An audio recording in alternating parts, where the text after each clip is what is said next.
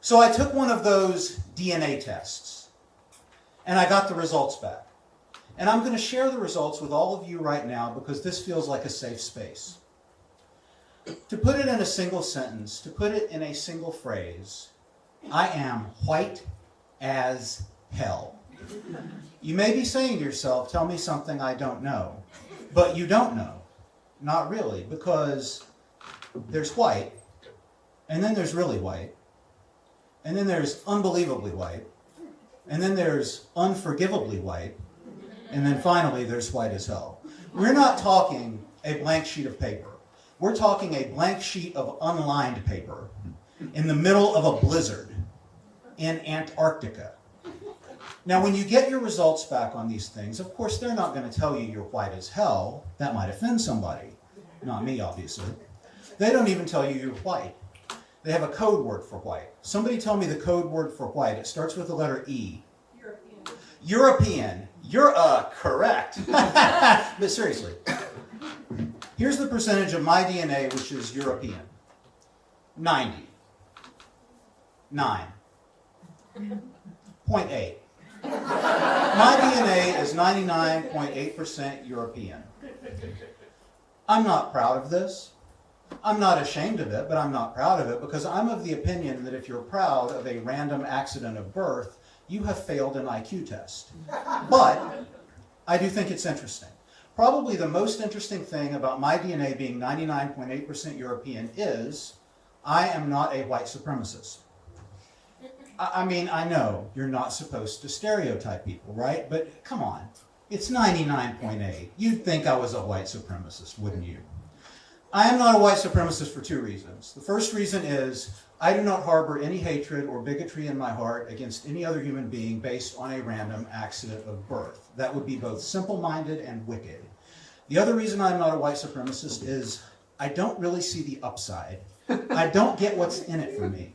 Having said that, if I was walking down the street and I saw an open door and I stuck my head in and it was a meeting of white supremacists, I could totally go in and take over. I'd show them my DNA results and they would all say, tell us what to do. I do want to clarify one thing. It's a little misleading to imply that I'm white as hell based on the fact that my DNA is 99.8% European because there are different regions of Europe, right? You've got Eastern Europe, for example. You've got Southern Europe. Now, are the people that come from these areas white? Definitely. But would we really say they're white as hell? I don't think so. I'm not trying to offend anybody. God knows I try never to offend anybody. But if your ancestors come from Eastern or Southern Europe and for some reason you want to identify as white as hell, I'd like to be able to help you out, but not enough colonizing. Not enough colonizing. I don't make the rules. If you want to talk about the people from Europe that are really white as hell, you're talking about Northwestern Europe. Now here's the percentage of my DNA which is Northwestern European. It's actually a much smaller number. In fact, it's only 90. 9.1. My DNA is 99.1% Northwestern European. So there you have it. I'm 99.1% white as hell and 0.7% regular old white. And in my case, the regular old white is Southern Europe, which actually makes a lot of sense because I've always loved Greek and Italian restaurants. Mystery solved. But you may be asking yourself a question because, of course, even though 99.8 is almost 100, it is not quite 100. You don't have to verbalize the question. I'm just going to answer it. Coptic Egyptian. My DNA is 0.2% Coptic Egyptian. This may surprise you, but I know exactly what happened. Centuries ago, one of my ancestors walked into a Coptic Egyptian bar. Everybody turned around and said, damn, you're white as hell. But one of the people in the bar found my ancestor attractive, and they said to themselves, you know, maybe it's just the fermented dates talking. I made that up. I know what the fuck they meant. Google was having a bad day.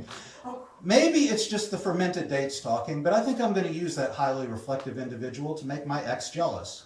One thing led to another, and here I am. And much like the Greek and Italian restaurant thing, it explains a lot, because my entire life, whenever I've been in a room full of people and every single person in the room has been white, I've always felt a little uncomfortable. 0.2% uncomfortable. So what have I learned from all this? Two things.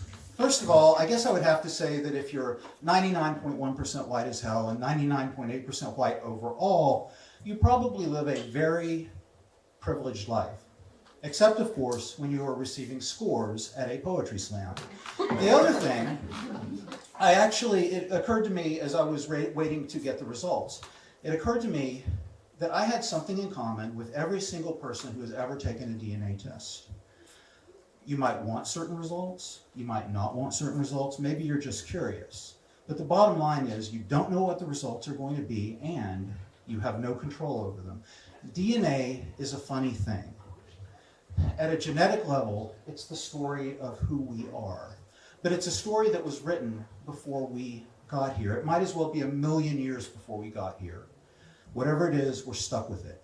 Every single one of us is the product of a random accident of birth that we had no control over. And wouldn't it be amazing if we were the kind of species that was united by that kind of thing instead of being divided by it? Yes.